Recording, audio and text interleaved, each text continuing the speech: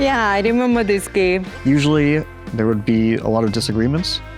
I just can't hide my emotion. I want to laugh. I'm so happy that I had this experience in my life. It was a fun moment and I thought, I'll just go with the flow. But I didn't trip on anything. I just tripped. Okay, I'm not going to sit through the whole thing.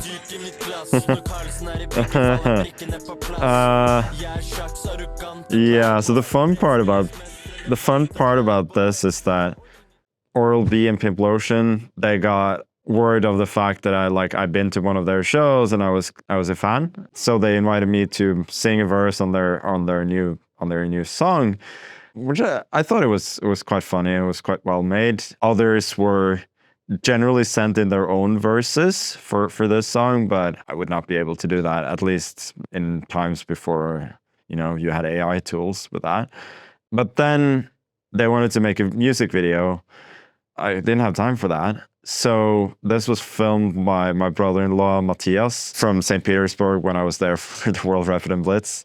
So that's a bit funny. And I was just trying to, I don't know, look cool, I suppose, which I don't really. I'm just standing there in a winter jacket, looking like an idiot. If there's many draws in classical, we always get a lot of Armageddon. There were also many days with lots of decisive games in classical. Super exciting to see. And today, I think this is the peak. It was last year in the Norway Chess, the final round against Leitinje. We know each other for many years, so I tried, just some, chatting, just to have fun.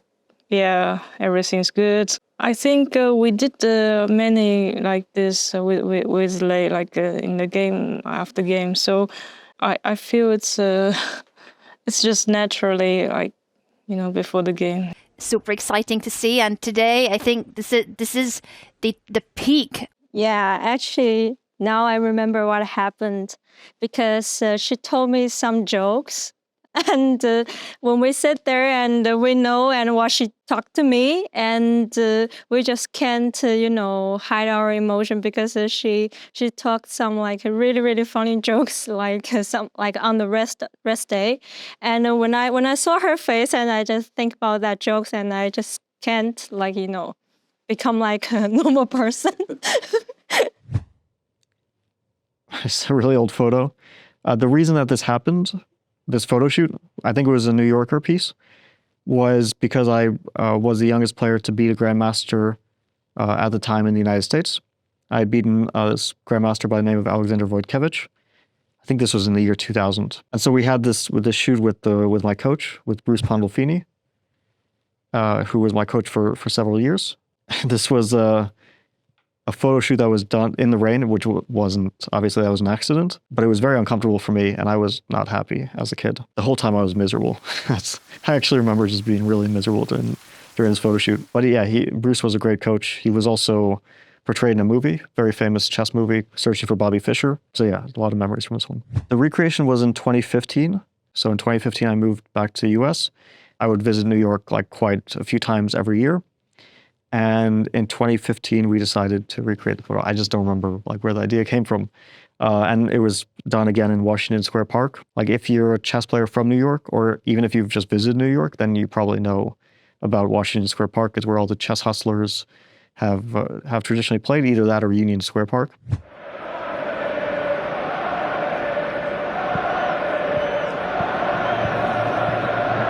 I don't remember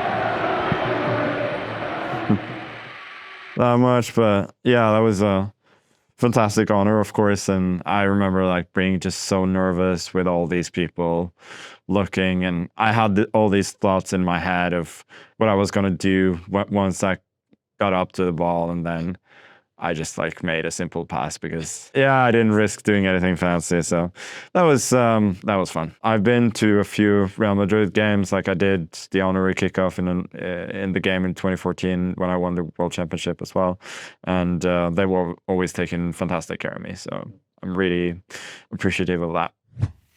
It was the best of the times. It was the worst of times. I think this famous quote of Charles Dickens is a very precise one to describe my story. It was the time of the decision. Okay, yeah, this was the TED Talk I had in 2018 in Spain, and I was invited to tell people about my story. When in the end of 2017, I refused to go to the World Championships, which were held in Saudi Arabia, just because I thought that it's not the appropriate place to hold the World Championships for women, because now the situation improved a bit, but back then the situation was even worse, and women's rights were totally violated. And you know that the rules were like that besides being dressed in a specific way, women also had to be accompanied by, if they wanted to go somewhere out. And I thought that this is wrong. And I refused to go, but at that time I was the reigning champion in both of these disciplines, in rapid and in blitz. So for me it was a difficult moment because, well, not going immediately meant that I am losing my titles. And also from financial point of view, it was difficult because the prize fund was very high, the highest actually in the history, which they had in Saudi Arabia. So yeah, in this TED Talk, I spoke about my story, why I took this decision, how it was, and everything about it. Wait, what? Five! What? Rugby 5? There was Rugby 5? Where was that Rugby 5? Oh. Where's that Rugby 5? All right, so now it's going to be a draw. Yeah. Yeah, I remember this game. That's why when you showed the video, I was able to say it's a mouse slip. I think this match was like, you know, I started off very well. I was leading in the first few games, and Lahno is quite a strong bridge player. I was pretty happy to have a very controlled games, but then I think this game actually disappointed me. Like I was completely winning out of the opening. There are several opportunities where I missed, and then it was a mouse slip and I lost the game. But I think even after that, I had a very good chance. Like I was leading in most of the games, but especially in the bullet, she kind of played too good. Like she clearly outplayed me. Going to claim the revolt, because if she has the intention of playing rook h7 again, then she's just going to write that move down on her score sheet and call the arbiter. And when the arbiter checks everything, yes, it will be the claim will be approved. Oh, she's claiming it now. And we have a handshake. It is a draw. History repeats and legend regains in Chongqing as Zhu Wenjun becomes Women's World Champion for an astonishing 5th time. Yeah, I was check if it's 3 times repetition. I think it was, but I'm not so good at it. So I was check maybe like 3 or 4 times, make sure it's draw. Then I was post the clock, and I tried to offer the draw to the arbiter. Yes. I mean, this tournament means a lot for me. Also, I learned some from my opponent. I feel she is really has some fighting experience and plays nice. She says something, maybe I just think about something funny during the game. I just can't hide my emotion. I want to laugh, and yeah, something. It's difficult to hold in. Yeah, I think she's better than me, kind of this stuff, because maybe after interview and she will ha ha ha ha, something like that. Jeg kan godt skjønne at dette noe som jeg blir interessert I. Når jeg skal spille mot verdensmester. Jeg tror at det blir vanskelig mot Kasparov. Men Karpov har en sjanse mot.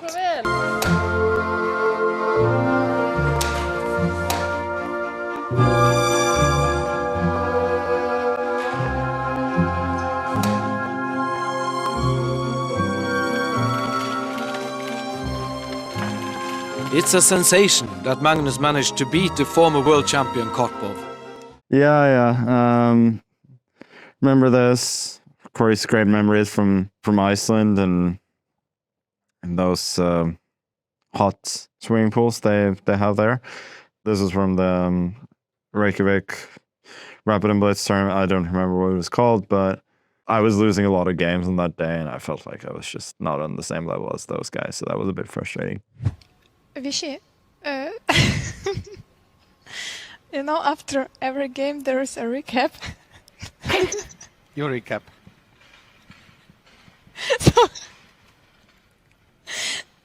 if it's like a 130 moves game, You can do a 6-hour recap. I have no problem.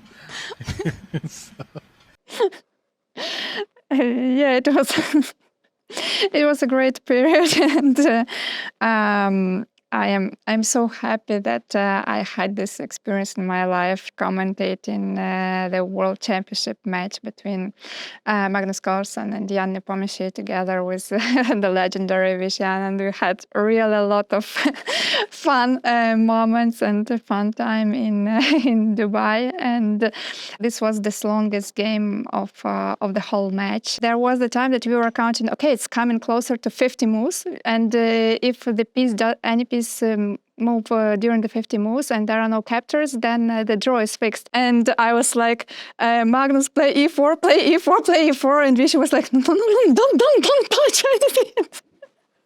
And then he played, and Vishy was like, oh my god, the game will continue. But yeah, it was the highlight of the match. This game 6, and Magnus won, and I think it decided the fate of the match after that. There's $20,000 of prize money. What are you going to do with it? Do you have any idea? Oh, no idea, because I don't care about it. When you get it, you'll think about it. Yeah, because generally for me, like chess prize, I don't care about too much because I enjoy playing chess is much important. And also as a top players, if you think about the money too much, you can't perform well. So I think when I say I don't care about it, it's not like I want to show something. I think at that moment, I just want to think about it. I qualify from the candidates from the Grand Swiss, so it's not like emotional about the prize or money, something like that. Yeah, this is a very recent video. So it's from a few months ago, from Paris. It shows a number of us analyzing a new starting position, and like we would get a new starting position every round, and then the players who have the white pieces or the black pieces would kind of team up because we're trying to figure out what's best from our point of view, either on the white side or the black side, and we would all sit around a board and discuss for only 10 minutes. Usually there would be a lot of disagreements. And almost never was there a consensus. Like, I can't even think of, like, maybe most people would at some point decide on something, but then there would always be like someone who does something differently, or you would like look at the board and think, what were we thinking? Like, or what was this guy telling me? Like, why did I trust him? Okay, this music is really annoying. Yeah, so I guess that's 1 through 5 in the world, which is kind of unusual. The freestyle tournaments this year have been fantastic, and it is really interesting, even though I'm not going to entirely understand a position in a few minutes, and they're not either. You can sort of get like a glimpse into the mind of some very, very strong and creative players. So it's definitely one of the fun parts of these tournaments. I think we finally see a draw offer, a smile from Jan. Who's gonna offer? Are they both waiting for the other person to offer the draw? What's happening here? Yeah, and both players laughing. Yeah, there it is. So first, I was offered the draw, but declined with the rook against rook. So I was kind of, I think it's funny that just declined in such position. Yeah, this was the very recent World Rapid title in 2024 in New York.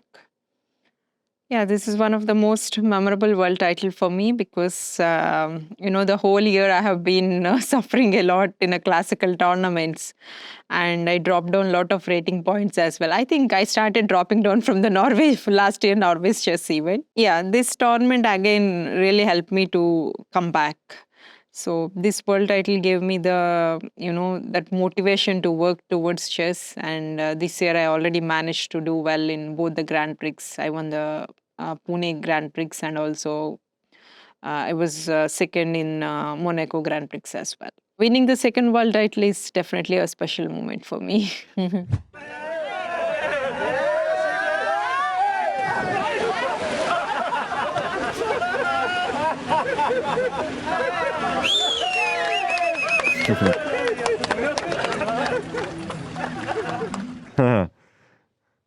Yeah, I remember that very well, of course. It was a fun moment, and I thought, I'll just go with the flow. If I end up in the pool, then worse things could happen, and it was fun for sure. It was a great experience for me. The first World Championship match. I didn't really know what to expect, and I think everything else certainly was like that sort of experience, coming through the candidates with everything that happened there, and then winning the World Championship match was very special. That was an amazing experience, and it was hard to sort of replicate that in future matches. In the playing hall, I think as he gets up to leave. Whoa! What happened? Slow-mo. Off the platform, almost took out one of our cameras. I did trip. I mean, I don't know if there was any other angle where people could see, but I didn't trip on anything. I just tripped. Mm-hmm.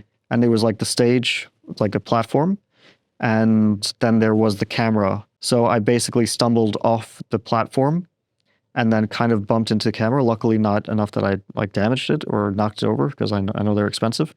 And I didn't get hurt or anything. So this is the five times like the Women's World Champion closing ceremony, and I enjoy with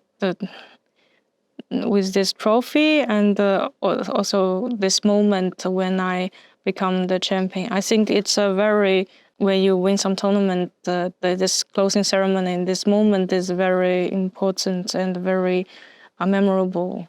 Like all you work so hard for, like off the board and also in the tournament, and in that final moment in this closing ceremony, all the feelings in that moment.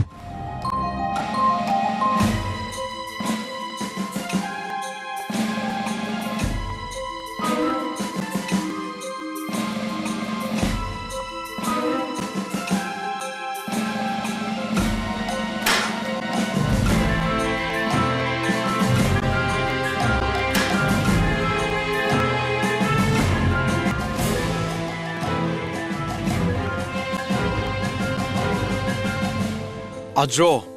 It's a sensation. Yeah, that was a great moment, of course. Special game for me for sure. Very difficult to prepare against Kasparov because he felt like he sort of played everything and kind of invented all the best modern openings, or at least practitioned them. Yeah, I was just trying to play a solid, normal game, and then at some point I managed to outcalculate him. Like, he missed a little trick, and yeah, after that I just played a little bit too cautiously at one point, but I was obviously happy with the draw.